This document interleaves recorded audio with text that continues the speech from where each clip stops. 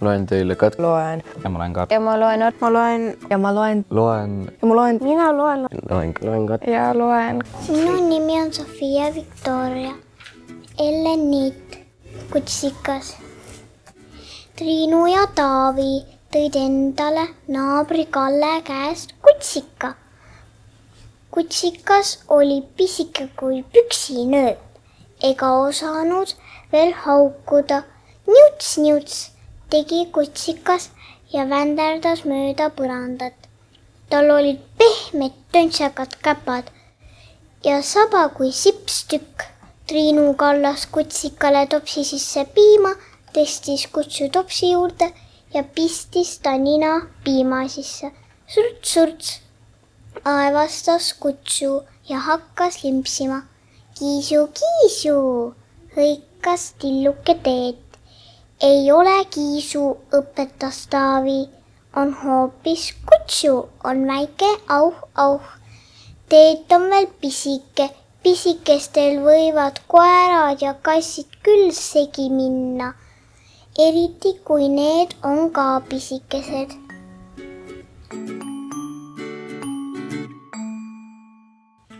Minu nimi on Gretel Pärn, Joosu, Ellen Niit. Triinu ja Taavi toas elab Joosu. Joosul on pikad kõrvad, Joosul on pikad koivad, Joosul on pehme kasukas seljas ja mustad silmad peas. Joosu on lõbus jänesepoiss, Triinu ja Taavi jänesepoiss. Ühel päeval istub Joosu Triinu voodil, teise päeva istub Joosu Taavi voodil. Ühe öö magab Joosu Triinu juures, teise öö magab Joosu Taavi juures. Joosu läheks Triinu ja Taaviga isegi kooli, aga koolis pole jäneseid lubatud.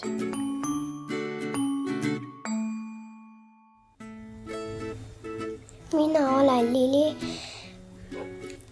Ma loen Krõll, Ellen Niit. Triinu ja Taavi köögikapis elab Krõll. Krõll sööb salaja moosi. Krõll sööb salaja rosinaid. Krõll sööb salaja musti ploome ja eriti salaja sööb Krõll konfekke, kui neid köögikapis leidub. Oi, memm on Krõlli peale pahane. Oi, emm on Krõlli peale pahane. Küll on ikka see Krõll häbematu elukas. Hea veel, et supid ja kastmed köögikapis ei kahane. Kui isa seda ükskord teada saab, küll see Krõll siis saab.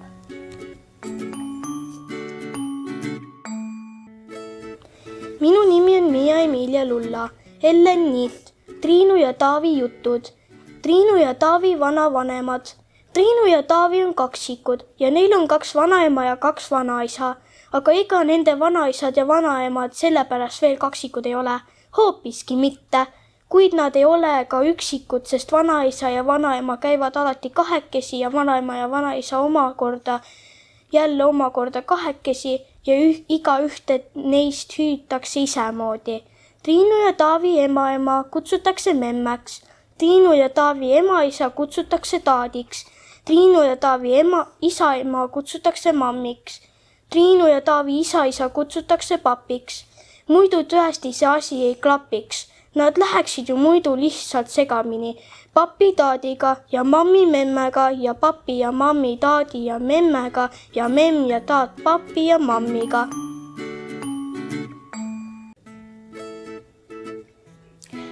Minu nimi on Iika Korostik, Ellen Niit, Triinu ja Taavi jutud, Triinu ja Taavi pere.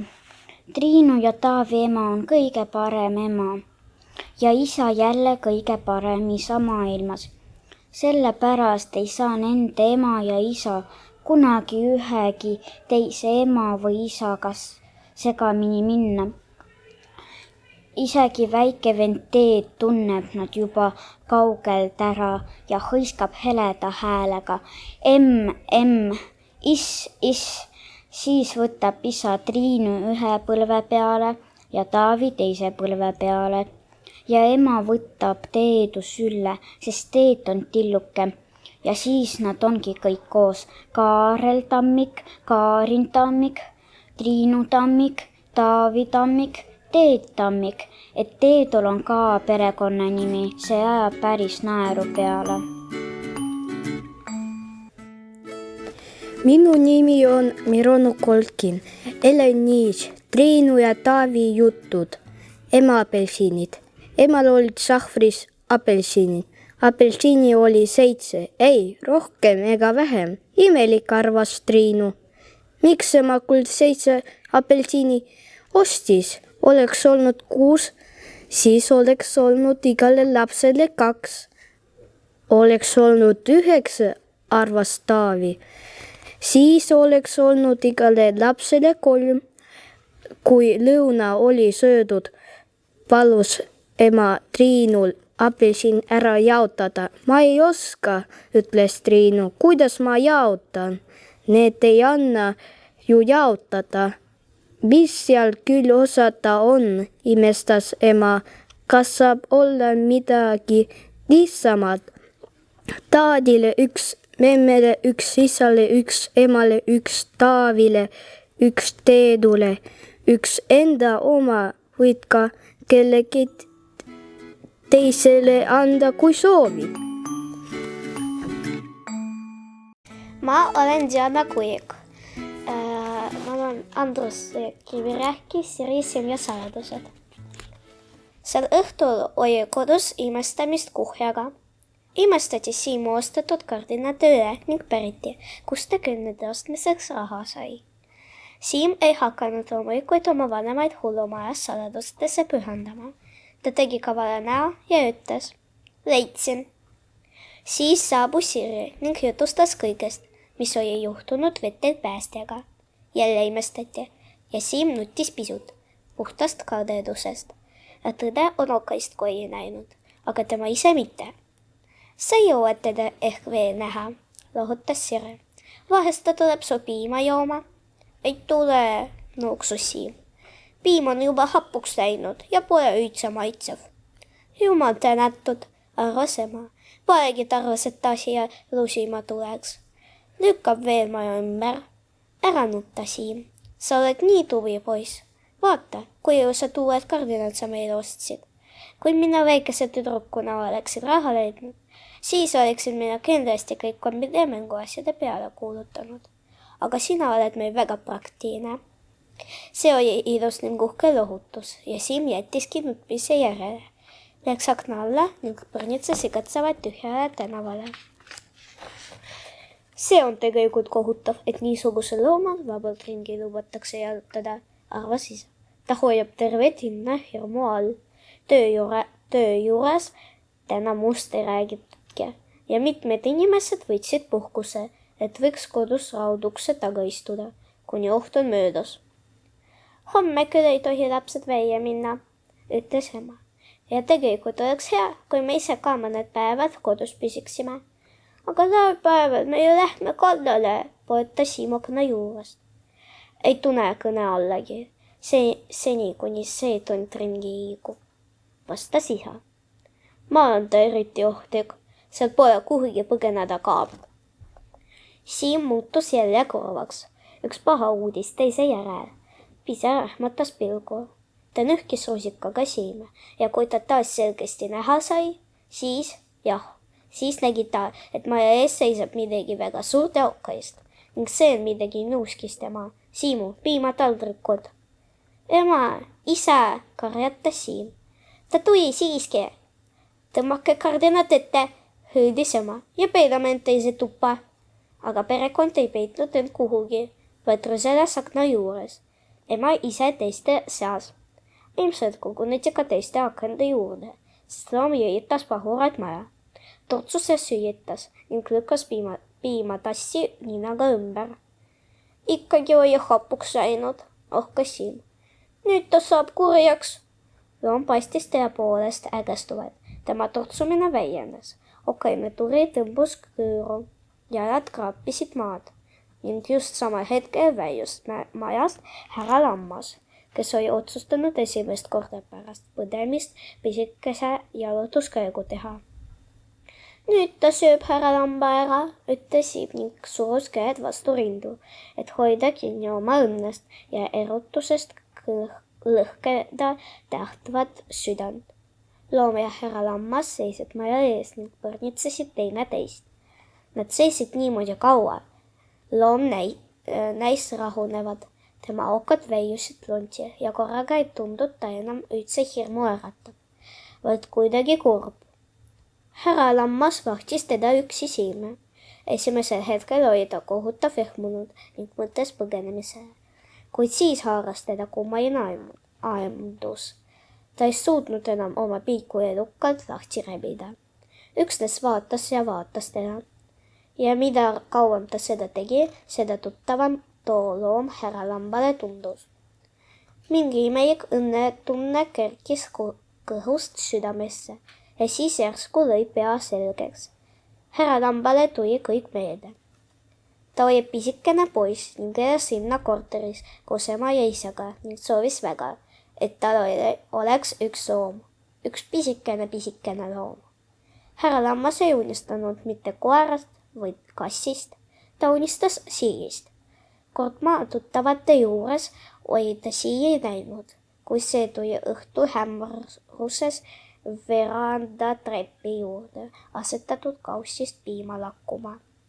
Kuid enda korterisse saanud siile hoida ja nii väikene härra Lammas üksnes unistas, kuni ükskord roniski tema sängi alt välja tillukene siil ja lakkus piima, mis oli teadmata, kust ilmunud härra Lamba sussi sisse. Härra Lammas oli olnud üliõnnelik. Sellest ajast peale oli sii tema salajane unistus, kes siis, kui teised pead ei näinud, voodi alt välja ronis ja toas ringi paterdas. Nii oli see olnud palju aastaid, kuni härra Lammas suureks kasvas ja otsustas hakata targaks meheks, kes loeb üksnes keerulisi raamatuid ega tegele unistustega. Ta oli palju õppinud, palju kirjutanud ja sii voodi all oli ta tasapisi sootuks meelest läinud. Siis oli ta ära kolinud, aga sii ta endaga kaasa ei võtnud ning hiljem polnud härra Lammas kordagi muret tundnud oma väese hõiatud unistuse sattuse pärast. Tegelikult ta isegi ei mäletanud, et mingi sii kunagi üldse olemas oli, aga nüüd järsku tundis ta oma lemmiku ära. Härra Lammas kükitas maha, sirutas käe välja ja hakkas tasakesi kõnelema.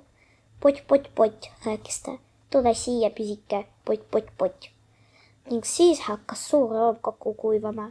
Ta kahanes silmaga nähtavalt ning mõne minuti pärast polnud temast järel muud kui pisikene siilike, kes sivas õnnelikult härra Lamba juurde ja ilmsis mehe käsi.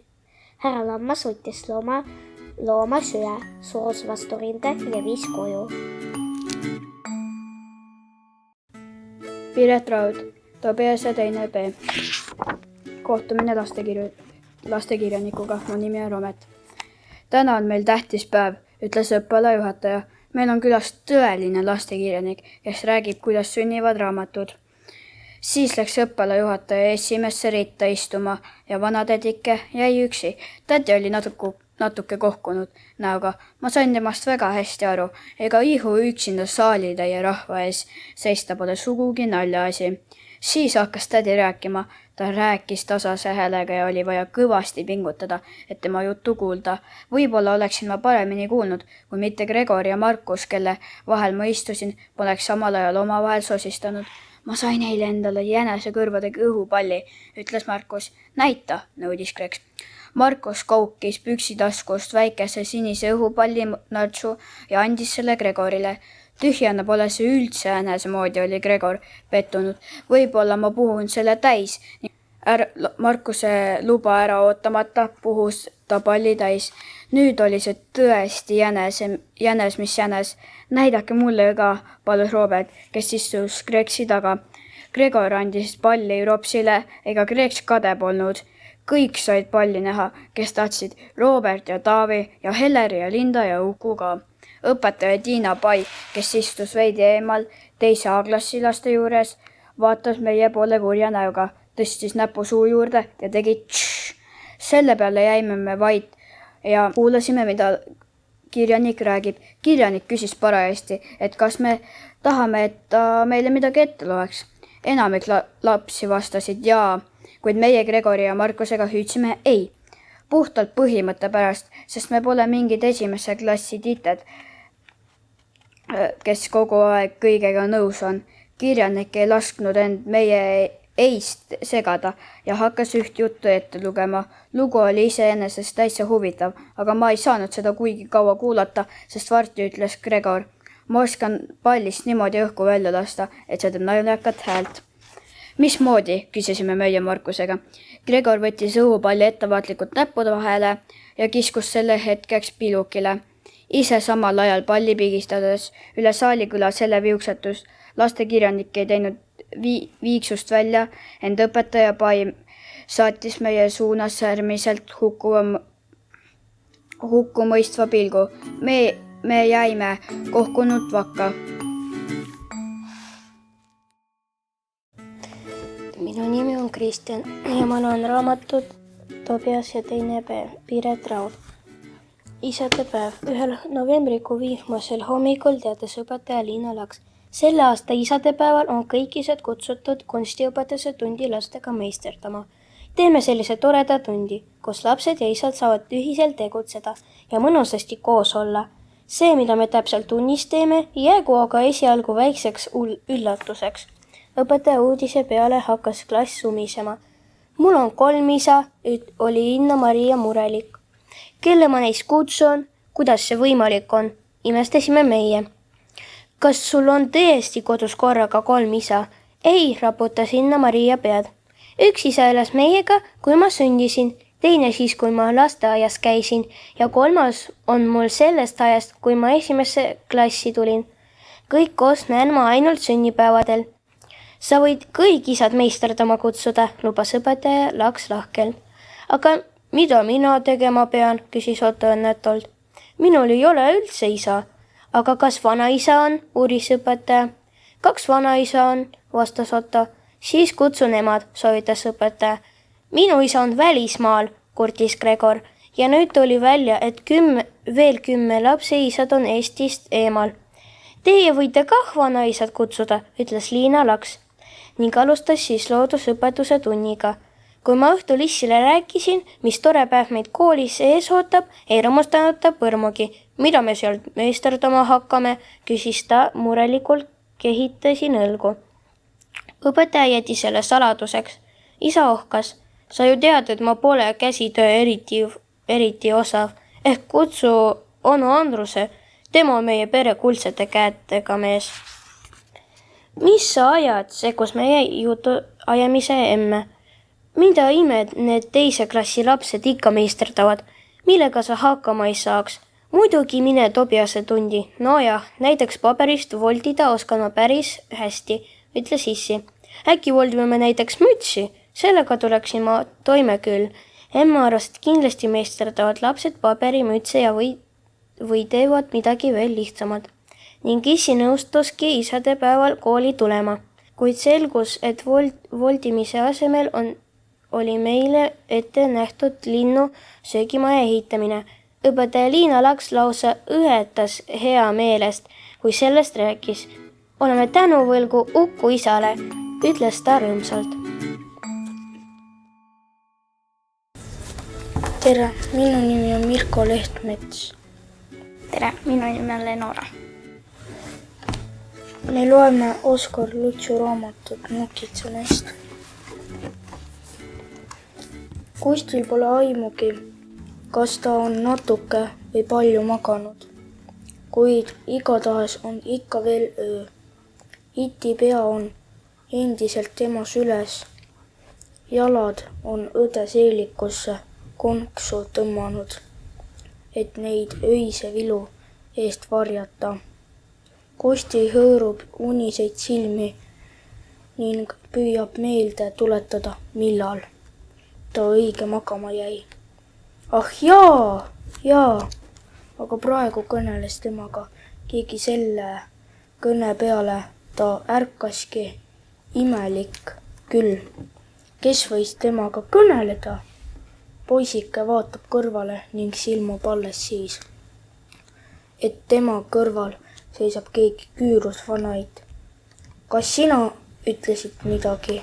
Vanatädi, küsib ta toibudes.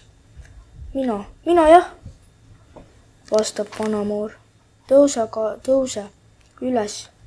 Ega siin siis mõni magamiskoht ole. Ärata tüdruk, kah, ma juhatan teid koju. Tõesti, läheb Kusti meel järsku rõõmsamaks. Kas juhatad meid koju? Me oleme juba eile hommikust saadik metsas ja praegu on meil külm. Vaata, kuidas itikene eneses on kõverasse tõmmanud. Vii meid ruttu koju, ema annab sulle selle eest leiba ja võid ja tangu ja kõik, mis sa aga ise tahad. Hea küll, tõuske aga üles, hakkame minema. Ütle enne, kuidas sa teadsid siia tulla. Vanatädi, ega ometi ema meid otsima ei saatnud. Küll ma minnes kõnelen. Ärata tüdruk üles, lähme. See on ju iti, ütleb Kusti. Õde äratades. Mis pärast sa, tüdruk, ütled? Ütleti. Kõh, naerab vana eit. Hea küll. Olgu siis iti.